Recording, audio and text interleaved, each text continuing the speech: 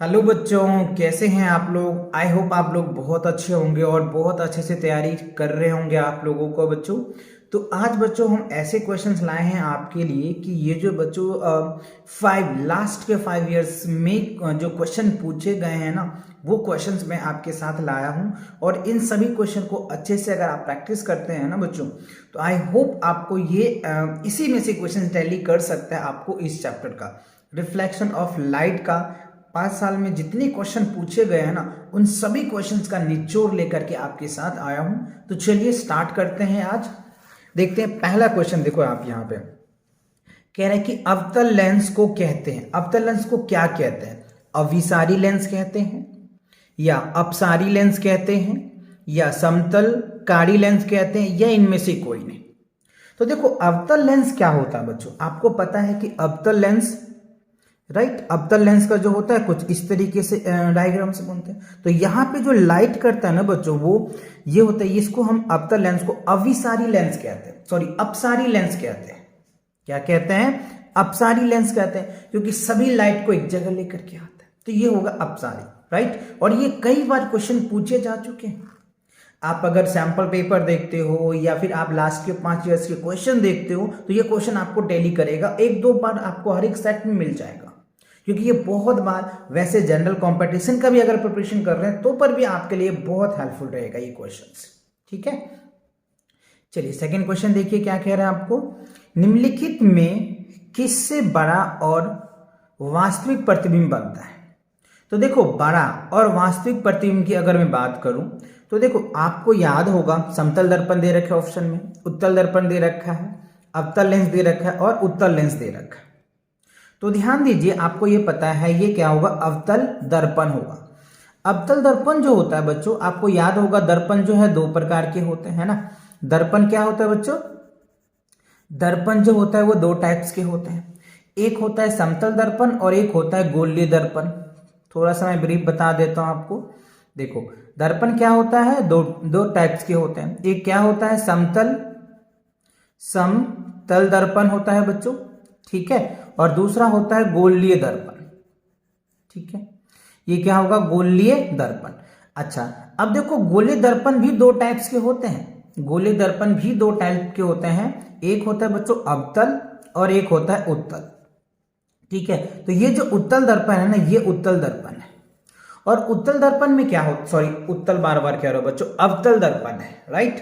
तो ये जो अवतल दर्पण होता है ना, अवतल दर्पण में 6 पोजीशंस होते हैं।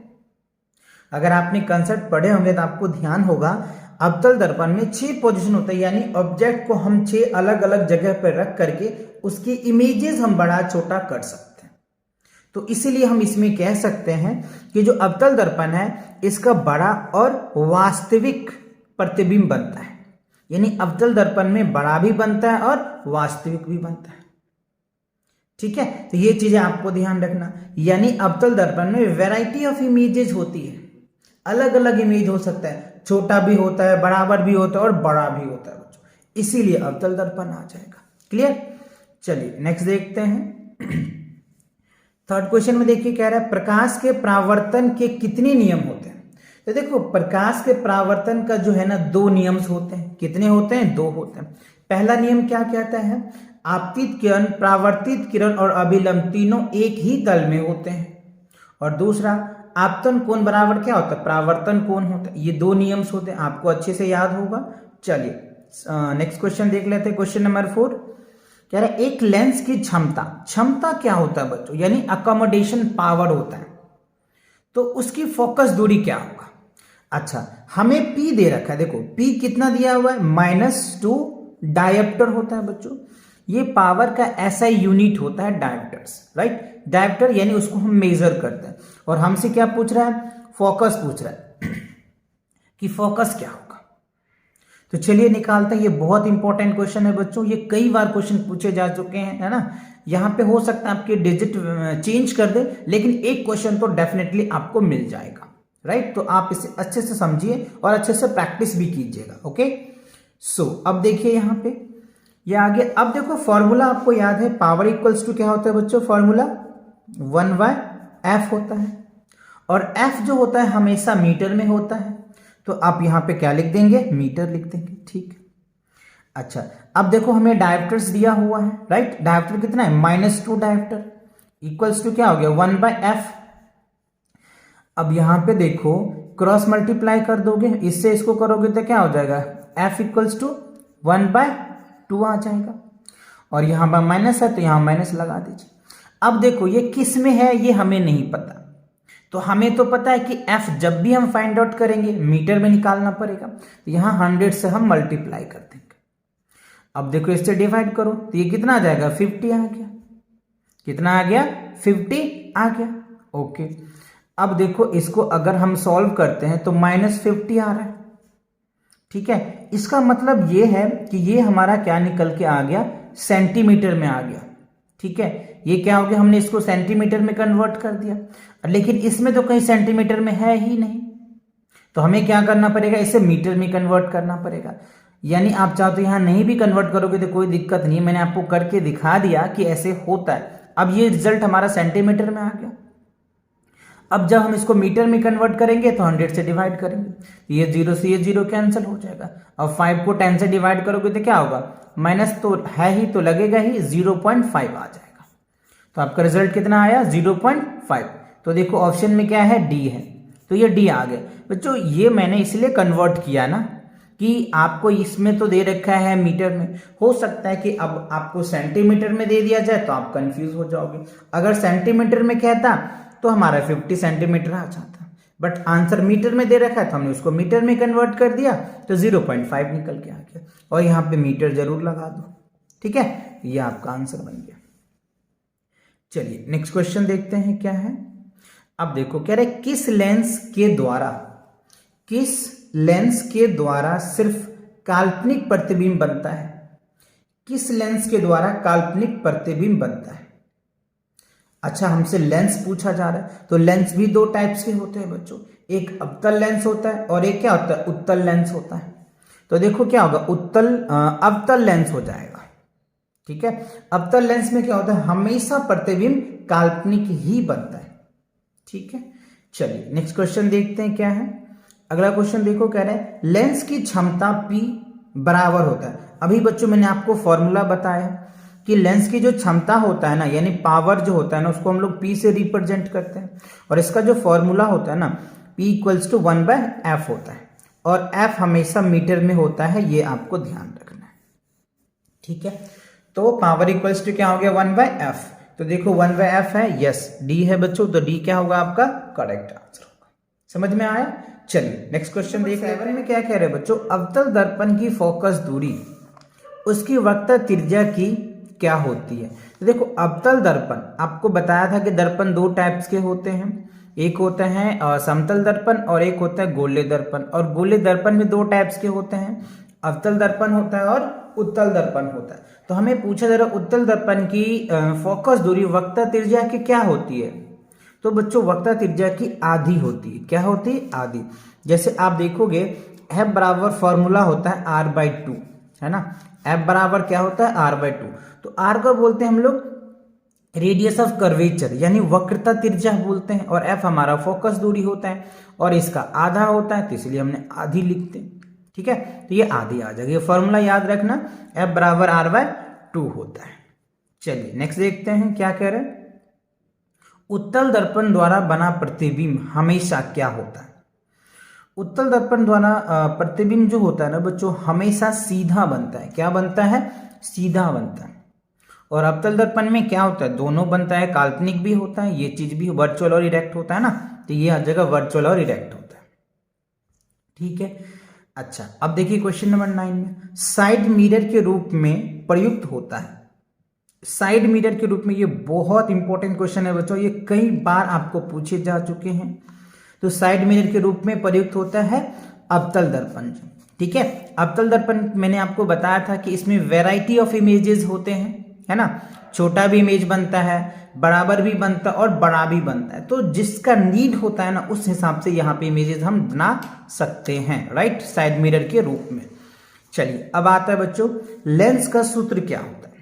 तो लेंस का सूत्र पता है आपको कि क्या होता है, 1/v - 1/u इक्वल्स टू क्या होता है, 1/f होता है। लेंस में क्या होता है बच्चों, ये माइनस आ जाता है, और यही अगर आपको मिरर पूछ देता तो मिरर में आप ऐसे लिखते u plus we equal 1/f। तो ये चीज आपको ध्यान रखना, लेंस और मिरर में कंफ्यूज मत हो जाना। लेंस होगा तो माइनस वी होगा, है ना, 1/v माइनस 1/u होगा बच्चों, 1/v minus 1/u equal 1/f। और अगर मिरर का होता है तो 1/u plus 1/v equals to 1/f। तो ये वाला आपको ध्यान रखना है। अच्छा, बी है बच्चों, तो बी आपका करेक्ट आंसर होगा। ये इस फॉर्मूले पे काफी न्यूमेरिकल पूछे जाते हैं बच्चों, तो अगर आपको इस फॉर्मूले का यानी न्यूमेरिकल चाहिए तो चैनल पे विजिट करके आप देख सकते हैं। इस चैनल पे हिंदी और इंग्लिश दोनों मीडियम में आपको साइंस पढ़ाए जाते हैं। तो जो भी आप लैंग्वेज कंफर्ट करते हो, या हिंदी में कंफर्ट करते हो या इंग्लिश में कन्वर्ट करते हो, इंग्लिश में तो बहुत सारे कंटेंट बच्चों मैंने ऑलरेडी अपलोड कर रखा है, और हिंदी में कई बच्चों के डिमांड से मैं स्टार्ट किया हूं। तो आप अगर जो आपको ईजी लगे, इंग्लिश ईजी लगे या हिंदी ईजी लगे, वो लैंग्वेज में आप साइंस को अच्छे से समझ सकते हो। चलिए आगे बढ़ते हैं। क्वेश्चन नंबर 11 में देखिए क्या कह रहा है, प्रकाश तरंग उदाहरण है। तो देखो प्रकाश जो होता है ना, आप ध्यान से अगर आप कंसेप्ट लेक्चर को सुने होंगे या समझे होंगे, तो प्रकाश क्या होता है ना, दोहरी प्रवृत्ति बताता है।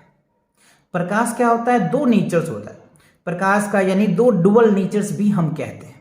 तो प्रकाश इसमें कह रहा है ध्वनि तरंग को बताता है, विद्युत चुंबकीय तरंग, तो विद्युत चुंबकीय तरंग है बच्चों, राइट। तो प्रकाश जो है ना, प्रकाश तरंग विद्युत चुंबकीय तरंग यानी इलेक्ट्रोमैग्नेटिक वेव है।